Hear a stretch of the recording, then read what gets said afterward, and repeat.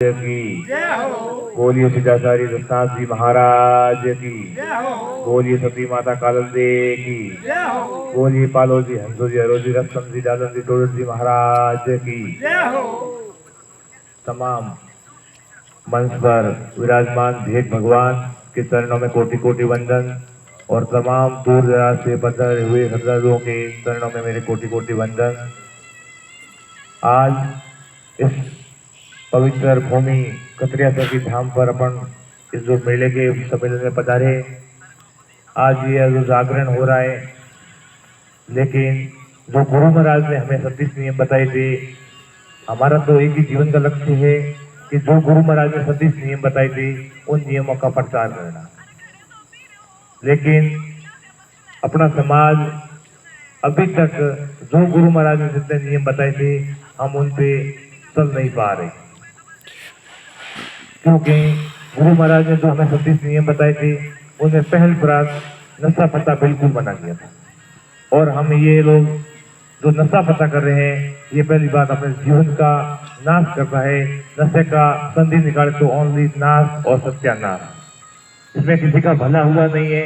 तो दशनाथ जी महाराज ने पहले नियम में हमें बताया था कि जो कोई जात हुए दशनाथी उत्तम करनी राखो रियासी, राय सलोरी धर्म आपना रखो, भूख मरो पण जीव गति मती भको, सेल स्नान साव की सूरत, जोत बाट परमेश्वर मूरत, ओम जा बग्नेश्वर पूजा, आन देव मत मानो रे दूजा, ऐठे मुख से भूख ना दीजिए, नजमी बात काल मत कीजिए, राम मुख से राम नाम को लीजिए, शिव शंकर का ध्यान करीजिए, कन्या दान कभी मत लीजिए, ब्याज पर सेवा दूर करीजिए, गुरु की आज्ञा विश्वत बाटो, कीड़ो नी लागे काटो, होका सिलम पीजे नहीं, लसन भांग दूर हटाई, साड़िया सहता बैठताई, बैल बड़वन पावे नहीं, मिर्गा बन रकत कटाई, बेटा बकरा थाट सुवाई, दया धर्म सजा मन भाई, घर या सत्कार सजाई, भूरी जटा सर पर राखीजिए, गुरु मंत्र हृदय में राखीजिए, देही भूम समाधि लीजिए और रजसन नार दूर करीजिए, हाथ उसी का जड़ नहीं लीजिए, काला पानी पीजिए, नाम उसी का लीजिए नहीं, 10 दिन सूतक पाड़ो भाई कोड़ की काट लीजिए नहीं।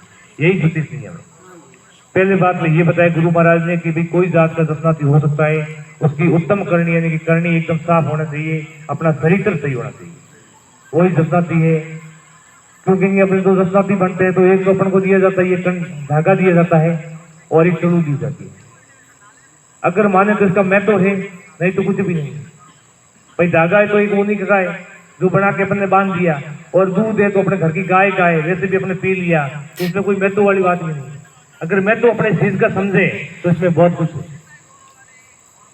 आज से पहली बात तो, क्योंकि मैं काफी बार इस लंगर सेवा में आता हूँ, काफी समय से आ रहा हूं, तो आप लोगों के हरियाणा के लोगों से निवेदन है, जब इतने लोग बैठे हैं ये लोग प्रण ले कि मैं मेरे घर में होक्का बिल्कुल बंद करूं। इस बात की कसम ले, यूं आप कतरियासर पैदल आ जाओ, कितनी लंगर की सेवा कर लो, कितना भी कुछ कर लो, कितना भी दान पुण्य कर लो, लेकिन उसमें आपको फल कुछ भी नहीं मिलना है। जब तक आप होक्का बंद नहीं करोगे कुछ भी नहीं मिलना है। ये आपको बिल्कुल गलत लग रहा है, लेकिन गुरु महाराज ने 36 नियम में बताया था कि लसन भांग दूर हटाई, साड़िया से बैठे भाई, ये अपने को होक्का और लसन तो बिल्कुल मना किया है। आज से 550 वर्ष पूर्व गुरु महाराज ने बताया था कि होक्का नहीं पीना है, फिर भी अपन पी रहे हैं। देखो ये अनजान में कुछ हो गया तो हो गया, लेकिन अभी भी कुछ ज्यादा कुछ गया नहीं है, अभी भी अपन बंद कर सकते हैं। मेरे हिसाब से होक्का बंद करने से किसी घर का कोई नुकसान तो नहीं होगा, ये तो पक्की बात है। अगर नुकसान होगा तो वो भरपाई गुरु महाराज करेंगे, अगर अपन को उन पे विश्वास है तो। बाकी अपन समाज नहीं सुधार सकते, पहले अपन खुद सुधरे, फिर समाज सुधरेगा अपने आप। तो यही हाथ जोड़ के निवेदन है कि जो इधर होक्का पी रहे हैं, क्योंकि ये वो भूमि है जहां पर शंकर भगवान ने स्वयं ने अवतार लिया था। यहाँ पर इस झाड़ के नीचे बैठ के 12 वर्ष तक भजन किया था, और कई महाराजा सम्राट आए थे, उनके चरणों में झुक गए थे। और हम किस किस दिशा में जा रही है हमें देखने का प्रयास करना चाहिए। आपको पता होगा गुरु जी ने जो पुस्तक लिखी है, इसमें फोटो दिया, आप देखना, उसमें लिखा है कि औरंगजेब के द्वारा मंदिर बना के मैं अभी वहां से दर्शन करके आ रहा हूं। इतिहास गवाह है कि हमारे चार धाम के मंदिर तोड़े गए थे, और इतिहास ये हमें गर्व होता है कि हमारे रस्तम जी महाराज का मंदिर मुगल बादशाह औरंगजेब जिन्होंने कट्टर ने सब मंदिर तोड़े थे और हमारा मंदिर बढ़ा के दिया था। हम उन गुरुओं की संतान है और हम क्या कर रहे हैं ये हमें देखने का प्रयास करने से हमें शर्म आने की बात है कि हम नशा पता कर रहे हैं। हमारे लंगर में तो ये सिस्टम चालू करना चाहिए कि हम तो चाय तक बंद करने का निर्णय ले रहे हैं। ये होना चाहिए कि भाई हम दस्ताती चाय पीना भी बंद करेंगे। चाय वाली तो बात फिर आएगी, लेकिन पहले होका बंद कर लो। जो भी नशा पता अपने जीवन में है वो बंद कर दो।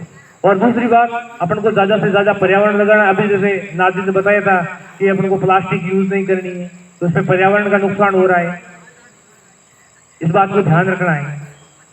और मेरी आखिरी बात और एक जरूरी सूचना ये है कि हमारे समाज में ऐसे महापुरुष हैं जिनकी आज उम्र 75 साल है।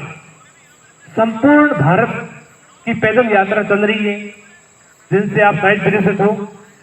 परमहंस श्री सोमनाथ जी महाराज विश्व की वो पहले संत हैं जिन्होंने पूरे भारत की भ्रमण कर रहे हैं, और उनकी आज उम्र है तो 75 साल है। उनका जो खर्चा वगैरह जितना भी उनका गाड़ी का खर्चा, ड्राइवर का खर्चा, मेरे गांव के पड़ोसी गांव के गोदारा श्रीमान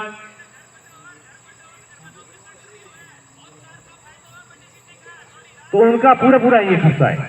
बालाराम जी ठेकेदार, उनका पूर्ण रूप से उनके ऊपर सेवा में उन बाबा जी जुड़े उनका 1 साल हुआ है। और बाबा जी की मेरे घर पे आए थे, मैंने बड़ी रिक्वेस्ट की थी, तब आए थे। वो 1 पैसा नहीं लेते, त्यागी महात्मा है। ऐसे महापुरुष अपनी समाज में कभी अपन को दोबारा नहीं मिलेंगे, ये मैं आपको गारंटी के साथ कहता हूँ।